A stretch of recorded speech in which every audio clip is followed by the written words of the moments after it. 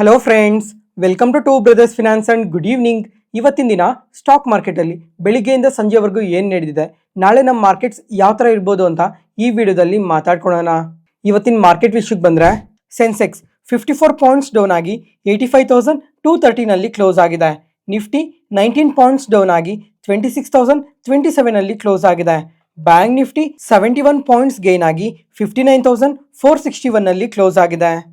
Friends, ಇವತ್ತು market ನೋಡಿದ್ರಾ ಸ್ವಲ್ಪ ನೆಗೆಟಿವ್ ಆಗಿ ರಿಯಾಕ್ಟ್ ಆಗಿದೆ, including mid and small caps ಕೂಡ.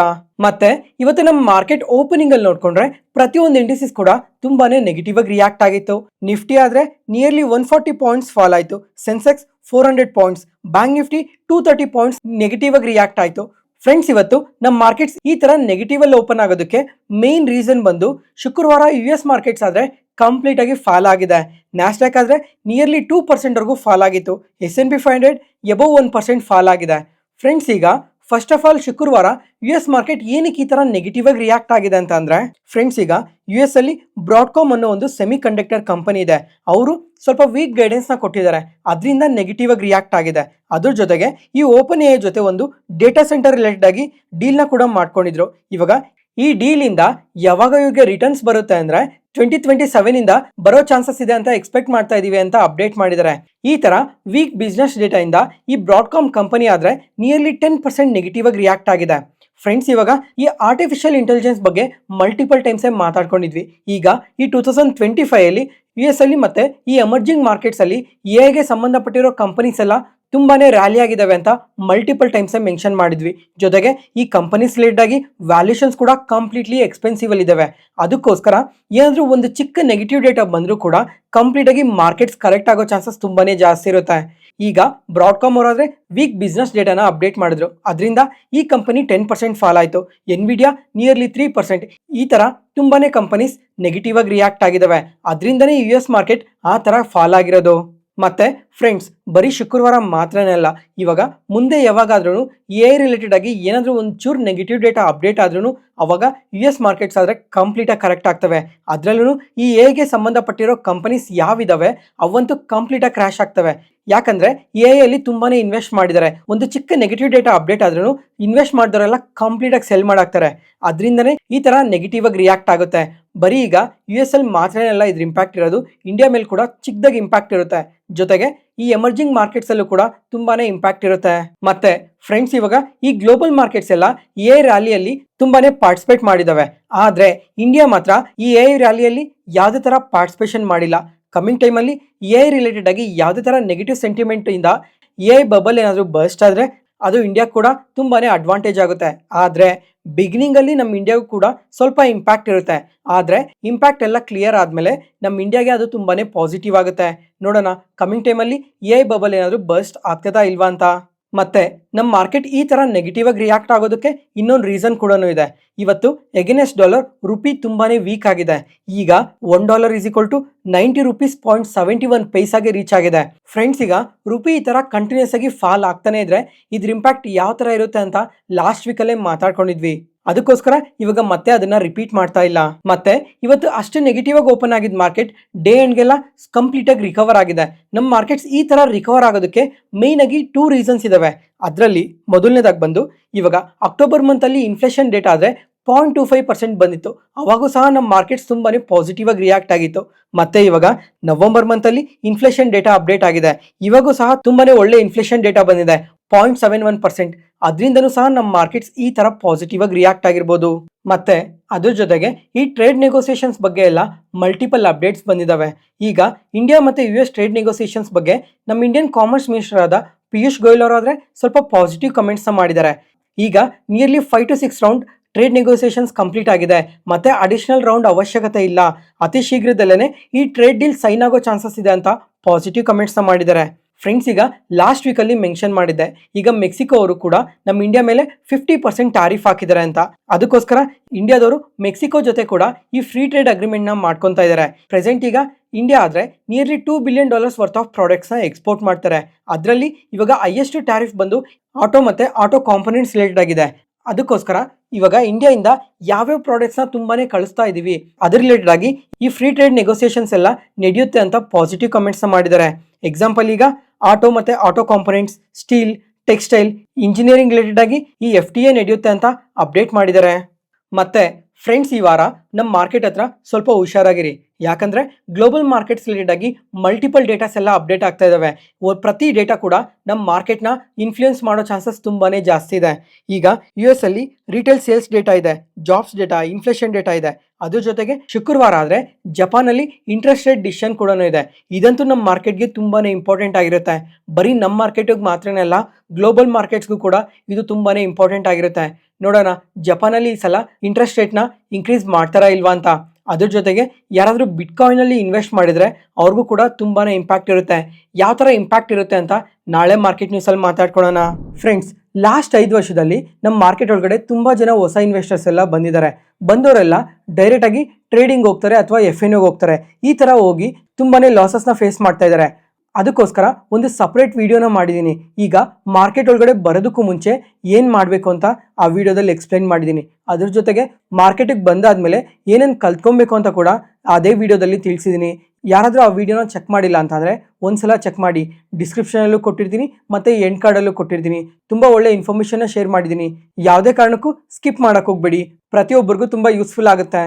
ಈ ಥರ ಕಾಂಪ್ಲಿಕೇಟೆಡ್ ಇನ್ಫಾರ್ಮೇಷನ್ ಎಲ್ಲ ಸಿಂಪ್ಲಿಫೈ ಮಾಡಿ ನಿಮ್ಮ ಮುಂದೆ ತರ್ತಾ ಇದ್ದೀವಲ್ಲ. ಯಾವುದೇ ಪಾಯಿಂಟಲ್ಲಿ ನಾನು ಹೇಳೋ ಇನ್ಫಾರ್ಮೇಷನ್ ನಿಮಗೆ ಯೂಸ್ಫುಲ್ ಅನಿಸಿದ್ರೆ ಈ ವಿಡಿಯೋನ ಲೈಕ್ ಮಾಡಿ. ಮತ್ತು ನಿಮ್ಮ ಫ್ರೆಂಡ್ಸಲ್ಲಿ ಯಾರಿಗಾದ್ರೂ ಸ್ಟಾಕ್ ಮಾರ್ಕೆಟ್ ಬಗ್ಗೆ ಇಂಟ್ರೆಸ್ಟ್ ಇರೋರಿಗೆ ಈ ವಿಡಿಯೋಸ್ನ ಶೇರ್ ಮಾಡಿ. ಅವ್ರಿಗೂ ತುಂಬ ಉಪಯೋಗ ಆಗುತ್ತೆ. Next, market key updates. First ಇವಾಗ ರಿಫೆಕ್ಸ್ ಇಂಡಸ್ಟ್ರೀಸ್ ಬಗ್ಗೆ ಮಾತಾಡ್ಕೊಳ್ಳೋಣ.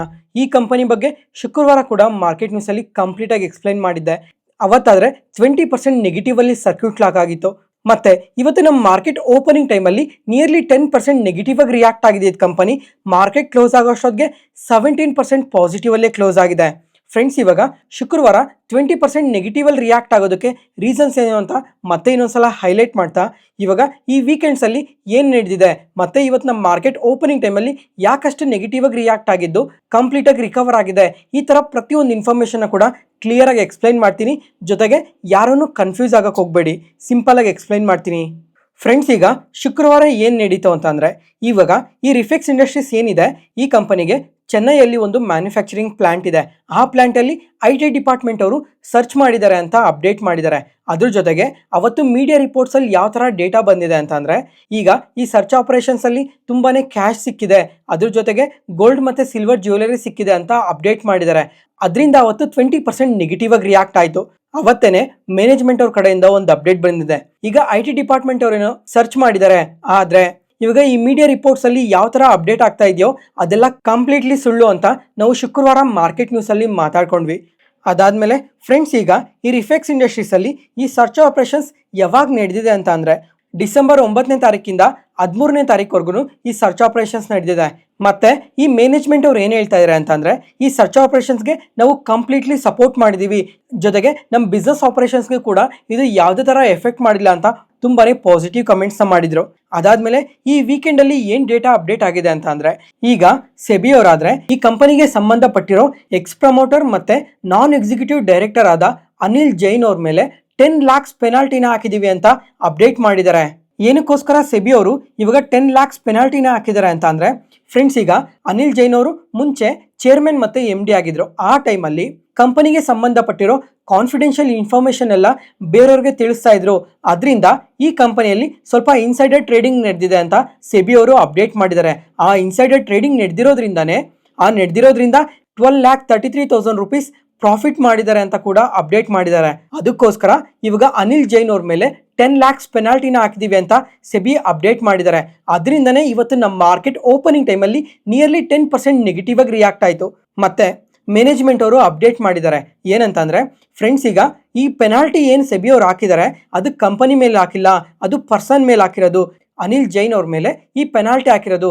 ಅದರಿಂದ ಕಂಪನಿ ಫಿನಾನ್ಷಿಯಲ್ಸ್ ಆಗಲಿ, ಆಪರೇಷನ್ಸ್, ಬಿಸ್ನೆಸ್ ಮೇಲೆ ಯಾವುದೇ ಥರ ಇಂಪ್ಯಾಕ್ಟ್ ಇರಲ್ಲ ಅಂತ ಕೂಡ ಅಪ್ಡೇಟ್ ಮಾಡಿದ್ದಾರೆ. ಅದರಿಂದ ಈ ನ್ಯೂಸ್ ಯಾವಾಗ ಮ್ಯಾನೇಜ್ಮೆಂಟ್ ಕಡೆಯಿಂದ ಅಪ್ಡೇಟ್ ಆಯಿತೋ ಅವಾಗ ಕಂಪ್ಲೀಟಾಗಿ ಶೇರ್ ಪ್ರೈಸ್ ಮತ್ತೆ ರಿಕವರ್ ಆಗಿ 17% ಪಾಸಿಟಿವ್ ಅಲ್ಲೇ ಕ್ಲೋಸ್ ಆಗಿದೆ. ನೋಡೋಣ ಕಮಿಂಗ್ ಟೈಮಲ್ಲೂ ಈ ಕಂಪನಿ ಬಗ್ಗೆ ಇನ್ನೂ ಏನಾದರೂ ಅಪ್ಡೇಟ್ಸ್ ಬರ್ತಾವ ಅಂತ. ನೆಕ್ಸ್ಟ್ ಅದಾದಮೇಲೆ SCPC ಇದೊಂದು ಸ್ಮಾಲ್ ಕ್ಯಾಪ್ ಕನ್ಸ್ಟ್ರಕ್ಷನ್ ಕಂಪನಿ. ಇವತ್ತಾದ್ರೆ ಇಂಟ್ರಾಡೇ ಸೆಷನ್ ಅಲ್ಲಿ ನಿಯರ್ಲಿ 13% ವರೆಗೂ ಪಾಸಿಟಿವ್ ಆಗಿ ರಿಯಾಕ್ಟ್ ಆಗಿದೆ. ಯಾಕಂದ್ರೆ ಒಂದು ಜಾಯಿಂಟ್ ವೆಂಚರ್ ಅಲ್ಲಿ ಒಂದು ಲಾರ್ಜ್ ಆರ್ಡರ್ ಬಂದಿದೆ. ಈ ಟೋಟಲ್ ಆರ್ಡರ್ ವರ್ತ್ ಬಂದು 3300 ಕ್ರೋರ್ಸ್ ಅಂತ ಎಕ್ಸ್ಚೇಂಜ್ ಫೈಲಿಂಗ್ ಅಲ್ಲಿ ಕೂಡ ಅಪ್ಡೇಟ್ ಮಾಡಿದ್ದಾರೆ. ಈಗ ಈ ಲಾರ್ಜ್ ಆರ್ಡರ್ ಅಲ್ಲಿ ಸ್ವಲ್ಪ ಮೆಟೀರಿಯಲ್ಸ್ ನ ಸಪ್ಲೈ ಮಾಡೋದಾಗ್ಲಿ ಅಥವಾ ಮಷಿನರೀಸ್ ಮ್ಯಾನ್ ಪವರ್ ನ ಸಪ್ಲೈ ಮಾಡೋದಕ್ಕೋಸ್ಕರ ಇವಾಗ ಇವ್ರಿಗೆ ಆರ್ಡರ್ ಬಂದಿರೋದು. ಇದೊಂದು long term order, nearly 10 years tenure ಇದೆ ಈ ಪ್ರಾಜೆಕ್ಟ್ಗೋಸ್ಕರ. ಅದರಿಂದನೇ ಇವತ್ತು ಇಷ್ಟು ಪಾಸಿಟಿವ್ ಆಗಿ ರಿಯಾಕ್ಟ್ ಆಗಿರೋದು. ಜೊತೆಗೆ ಈ ಕಂಪನಿಗೆ ಈ ಪ್ರಾಜೆಕ್ಟ್ ಇಂದ ಕಾನ್ಸ್ಟೆಂಟ್ ರೆವೆನ್ಯೂಸ್ ಅನ್ನೋದು ಬರ್ತಾನೆ ಇರುತ್ತೆ. ಪ್ರಾಜೆಕ್ಟ್ ಕಂಪ್ಲೀಟ್ ಆಗೋವರೆಗೂ, ಅಂದ್ರೆ ಸುಮಾರು 10 ವರ್ಷದವರೆಗೂ ಕಾನ್ಸ್ಟೆಂಟ್ ರೆವೆನ್ಯೂಸ್ ಬರುತ್ತೆ ಅಂತಾನೆ ಈ ತರ ಪಾಸಿಟಿವ್ ಆಗಿ ರಿಯಾಕ್ಟ್ ಆಗಿರೋದು. ನೆಕ್ಸ್ಟ್ ಅದಾದ್ಮೇಲೆ PVR INOX ಈ ಕಂಪನಿ ಆದ್ರೆ ಇವತ್ತು ನಿಯರ್ಲಿ 8% ವರೆಗೂ ಪಾಸಿಟಿವ್ ಆಗಿ ರಿಯಾಕ್ಟ್ ಆಗಿದೆ. ಯಾಕಂದ್ರೆ ಲಾಸ್ಟ್ ವೀಕ್ ಅಲ್ಲಿ ದುರಂಧರ್ ಅನ್ನೋ ಒಂದು ಹಿಂದಿ ಮೂವಿ ರಿಲೀಸ್ ಆಗಿದೆ.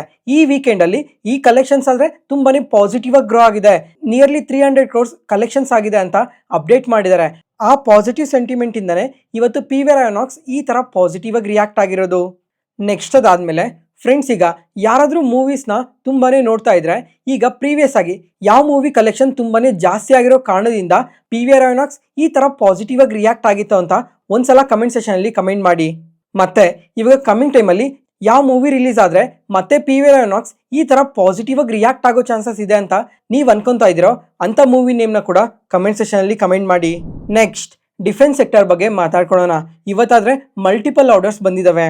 ಅದರಲ್ಲಿ ಮೊದಲನೇದಾಗಿ ಆಸ್ಟ್ರಾ ಮೈಕ್ರೋವೇವ್ ಪ್ರಾಡಕ್ಟ್ಸ್ ಈ ಕಂಪನಿ ಆದ್ರೆ ಇವತ್ತಿನ ಮಾರ್ಕೆಟ್ ಓಪನಿಂಗ್ ಟೈಮಲ್ಲೇ ನಿಯರ್ಲಿ 3 to 4% ವರೆಗೂ ಪಾಸಿಟಿವ್ ಆಗಿ ರಿಯಾಕ್ಟ್ ಆಗಿದೆ. ಯಾಕಂದ್ರೆ ನಮ್ಮ ಇಂಡಿಯನ್ ಡಿಫೆನ್ಸ್ ಮತ್ತೆ ಏರೋಸ್ಪೇಸ್ ಸೆಕ್ಟರ್ ಇಂದ 124 ಕ್ರೋರ್ಸ್ ವರ್ತ್ ಆಫ್ ಆರ್ಡರ್ ಬಂದಿದೆ. ಏನಕ್ಕೋಸ್ಕರ ಅಂತ ಅಂದ್ರೆ ಮೈಕ್ರೋವೇವ್ ಮತ್ತೆ ಸಬ್ ಸಿಸ್ಟಮ್ನ ಸಪ್ಲೈ ಮಾಡೋದಕ್ಕೆ ಅಂತ ಅಪ್ಡೇಟ್ ಮಾಡಿದ್ದಾರೆ. ಅದರಿಂದನೇ ಈ ತರ ಪಾಸಿಟಿವ್ ಆಗಿ ರಿಯಾಕ್ಟ್ ಆಗಿದ್ದು. ನೆಕ್ಸ್ಟ್ ಭಾರತ್ ಡೈನಮಿಕ್ಸ್ ಇವ್ರಿಗಾದ್ರೆ ನಮ್ಮ ಇಂಡಿಯನ್ ಆರ್ಮಿಯಿಂದ ಒಂದು ಲಾರ್ಜ್ ಆರ್ಡರ್ ಬಂದಿದೆ 2461 ಕ್ರೋರ್ಸ್ದು. ಈ ಆರ್ಡರ್ ಅಲ್ಲಿ ಭಾರತ್ ಡೈನಮಿಕ್ಸ್ ಅವರು ಮಿಸೈಲ್ಸ್ ಮತ್ತೆ ಡಿಫೆನ್ಸ್ ಎಕ್ವಿಪ್ಮೆಂಟ್ಸ್ನ ಸಪ್ಲೈ ಮಾಡೋದಕ್ಕೆ ಅಂತ ಎಕ್ಸ್ಚೇಂಜ್ ಫೈಲಿಂಗ್ ಅಲ್ಲಿ ಅಪ್ಡೇಟ್ ಮಾಡಿದ್ದಾರೆ. ನೆಕ್ಸ್ಟ್ ಅದಾದ್ಮೇಲೆ ಭಾರತ್ ಎಲೆಕ್ಟ್ರಾನಿಕ್ಸ್ ಈ ಕಂಪನಿ ಬಗ್ಗೆ ಮಲ್ಟಿಪಲ್ ಟೈಮ್ಸೇ ಮಾತಾಡ್ಕೊಂಡಿದ್ವಿ. ಜೊತೆಗೆ ಪ್ರತಿ ತಿಂಗಳು ನೋಡ್ಕೊಂಡ್ರು ಇವ್ರಿಗೆ ಒಂದಲ್ಲ ಇನ್ನೊಂದು ಆರ್ಡರ್ ಬರ್ತಾನೆ ಇರುತ್ತೆ. ಮತ್ತೆ ಇವತ್ತಾದ್ರೆ ನಮ್ಮ ಗೌರ್ಮೆಂಟ್ ಇಂದ 776 ಕ್ರೋರ್ಸ್ ಆರ್ಡರ್ ಬಂದಿದೆ. ಏನಕ್ಕೋಸ್ಕರ ಅಂತಂದ್ರೆ drone system, communication equipments, medical electronics ಈ ತರ ತುಂಬಾ ಪ್ರಾಡಕ್ಟ್ಸ್ನ ಸಪ್ಲೈ ಮಾಡೋದಕ್ಕೋಸ್ಕರ ಈ ಆರ್ಡರ್ ಬಂದಿರೋದು. ಮತ್ತೆ ಫ್ರೆಂಡ್ಸ್, ಈಗ ನವೆಂಬರ್ ಮಂತಲ್ಲಿ ನೋಡಿದ್ರು ಇವ್ರಿಗೆ 871 ಕ್ರೋರ್ಸ್ ವರ್ತ್ ಆಫ್ ಆರ್ಡರ್ ಬಂದಿತ್ತು. ಏನಕ್ಕೋಸ್ಕರ ಅಂತಂದ್ರೆ ಈ fire control systems, thermal image, ground supported ಎಕ್ವಿಪ್ಮೆಂಟ್ಸ್ಗೋಸ್ಕರ ಅಂತ ಅಪ್ಡೇಟ್ ಮಾಡಿದ್ರು. ಅವತ್ತೂ ಸ್ವಲ್ಪ ಪಾಸಿಟಿವ್ ಆಗಿ ರಿಯಾಕ್ಟ್ ಆಗಿತ್ತು.